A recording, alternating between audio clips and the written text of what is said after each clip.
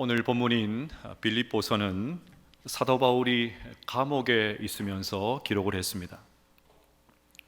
열악한 환경에서, 그것도 복음을 전하다가 옥에 갇혔으니까 혼란스러울 법도 한데, 빌립보서에는 그런 낌새가 전혀 보이지를 않습니다.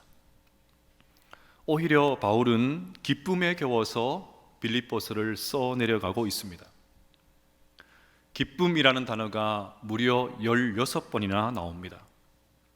그래서 빌립보서는 기쁨의 서신이라는 별명을 가지고 있습니다. 문익한 목사님이 감옥에 있을 때 초조한 마음이 들 때마다 빌립보서를 읽었다고 합니다. 염려와 근심으로 흔들리는 마음을 어떻게든 단단하게 붙들어 매려고 한 것이지요. 그런데 아무리 읽어도 마음의 기쁨이 찾아오지 않았다고 합니다. 감옥이라는 환경이 기쁨에게 호락호락 자리를 내주지 않았기 때문입니다. 또 불안과 원망, 걱정과 염려의 마음이 고질병처럼 우리 내면에 단단히 새겨져 있기 때문입니다.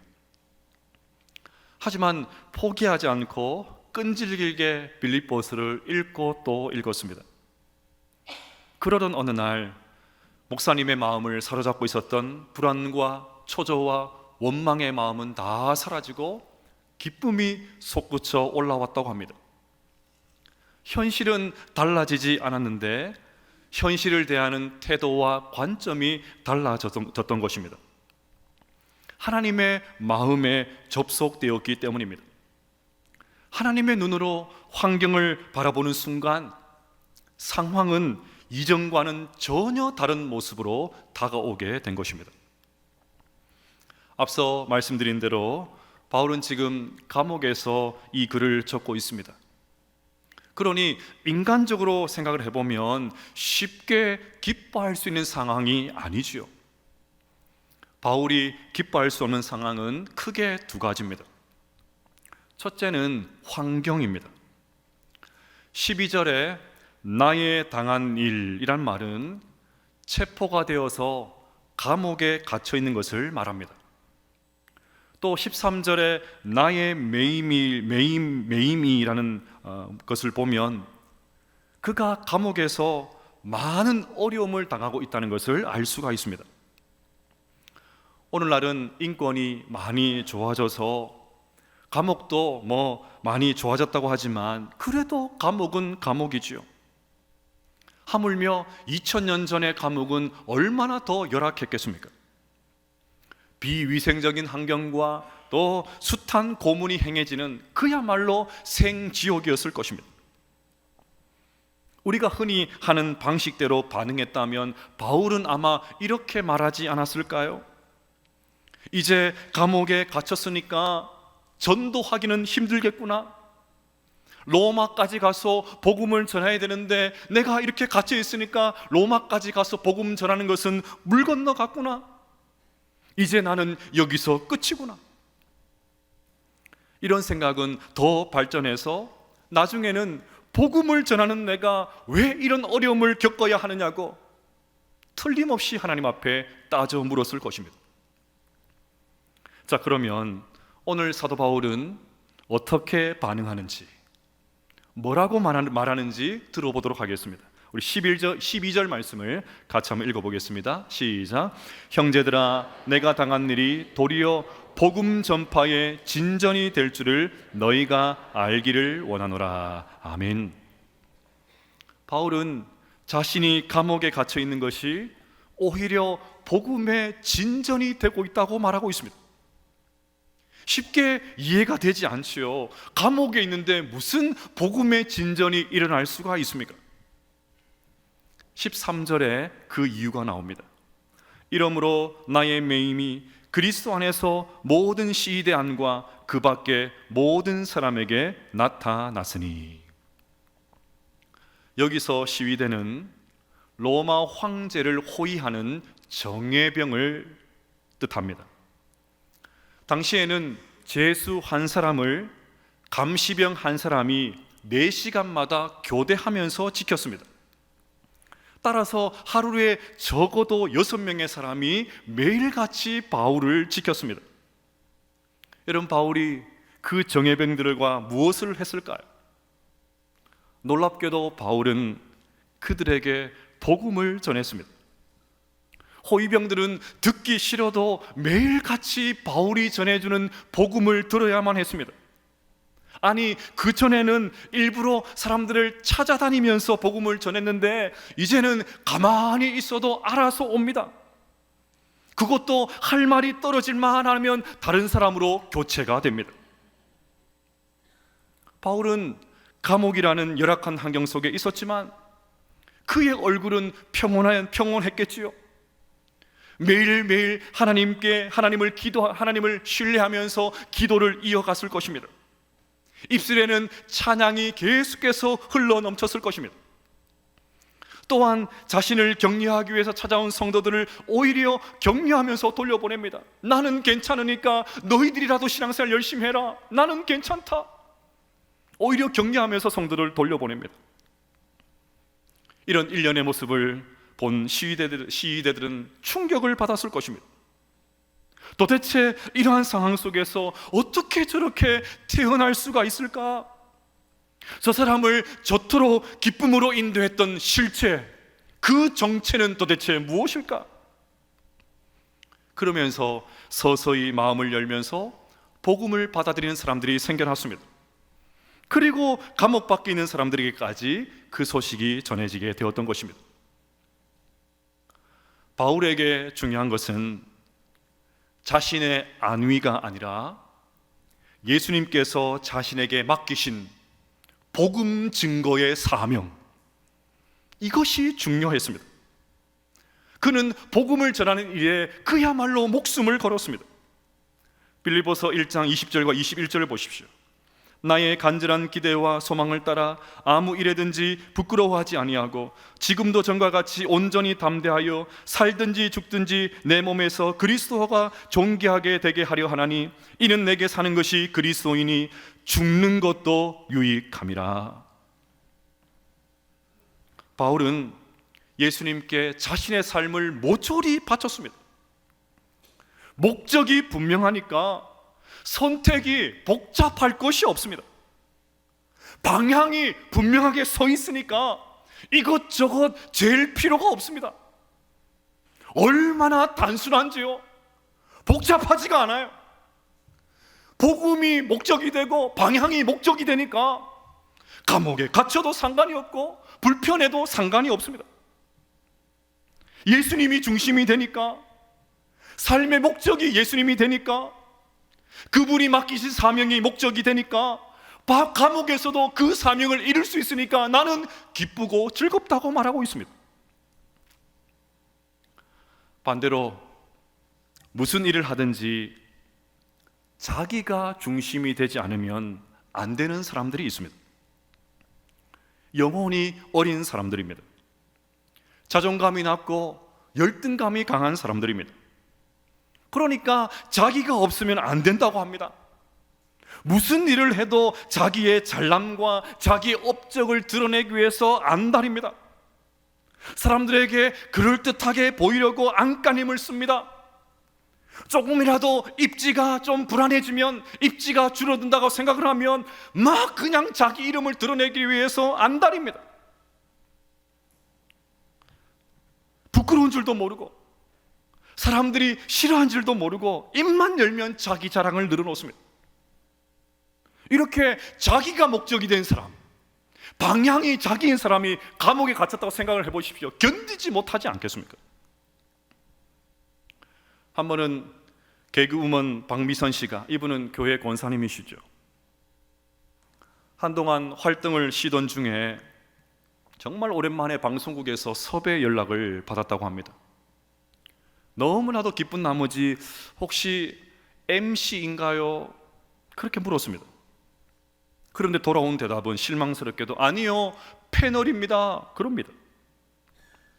지금은 쉬고 있지만 그래도 나름 탑이었다고 생각을 했는데 그런 말을 들으니까 처음에는 무척이나 불쾌하고 힘들었다고 합니다. 내가 중심이 되니까, 나 같은 사람, 나를 몰라보다니 내가 중심이 되니까 충분히 그렇게 생각할 수 있는 거죠. 그래도 패널이라도 할 수 있어서 다행이라는 생각으로 마음을 고쳐 먹었다고 합니다. 이번 주에 읽은 김기성 목사님의 책에서 한 동화 이야기가 적혀 있었습니다. 주인공은 운동의 날 달리기만 하면 늘 꼴찌였다고 합니다. 1학년부터 5학년 때까지 늘 꼴찌였습니다. 그런데 드디어 6학년 때 이변이 일어났습니다. 열심히 앞을 벌고 달리고 있는데 그것을 지켜보던 할머니의 음성이 들렸습니다. 1등이다. 우리 인규가 1등이요? 전라도 분이었던 것 같습니다. 1등이다. 우리 인규가 1등이요? 놀라서 둘러보니까 정말 맨 앞에 1등으로 달리고 있었습니다. 그래서 이를 악물고 두 주먹을 불끈 쥐고 막 사력을 다해서 열심히 달렸습니다. 그런데 결승점에 들어와 보니까 자기 뒤에 무려 8명이나 되는 아이들이 바짝 쫓아오고 있었습니다. 그 다음 조였던 것입니다. 그날도 꼴찌였습니다. 그런데 할머니 눈에는 1등을 하고 집으로 가는 길에 할머니가 손자를 위로하면서 손을 꼭 잡고 이렇게 말씀하십니다. 천천히 가거라. 꼴찌도 괜찮요? 서둘다 자빠지면 너만 다쳐. 암만 늦게 가도 내 몫은 있는겨? 앞서간 아들이 다 골라간 것 같아도 남은 내 몫이 의외로 실속일 있을 수 있는겨? 연습을 많이 했는데 전라도 사투리 잘 안 되네요. 여러분, 올라갈 때도 중요하지만 내려올 때가 더 중요합니다. 분명 세상의 관점에서 보면 바울의 투옥은 실패한 것이고 패배한 것처럼 보입니다. 인규처럼 꼴찌입니다. 이제는 끝이다, 포기할 만하지요. 그런데 아닙니다. 목적이 내가 아니라 하나님인 사람은 그곳에서도 감옥에서도 얼마든지 하나님의 뜻을 실천할 수가 있습니다. 환경이 어떠하든지 비록 열악한 상황이라 해도 하나님께서 맡기신 그 사명을 묵묵하게 수행해 나갈 수 있는 것입니다.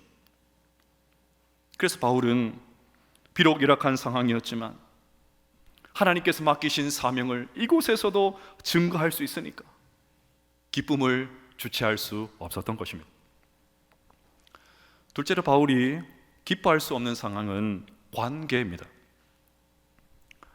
바울이 경험한 어려움은 환경만이 아니었습니다.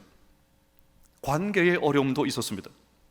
다시 말해서 바울을 미워하고 공격하는 사람들이 있었다는 말입니다. 사실 인간관계는 우리가 겪는 어려움 가운데 가장 어려운 것 가운데 하나이죠.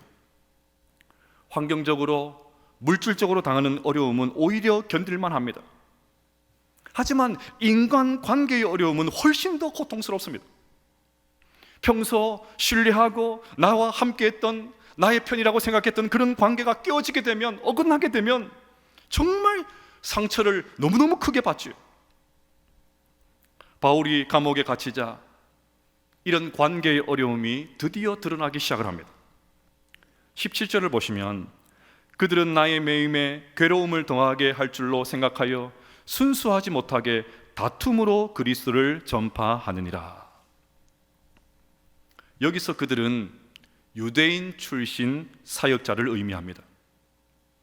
이들은 평소에도 사도 바울이 자기 민족이고 동족인 유대인들을 제쳐놓고 이방인들에게 전도하는 것을 못마땅하게 여겼습니다.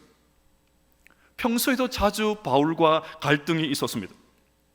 그러니 이들은 바울의 동력자가 아니라 경쟁자였습니다.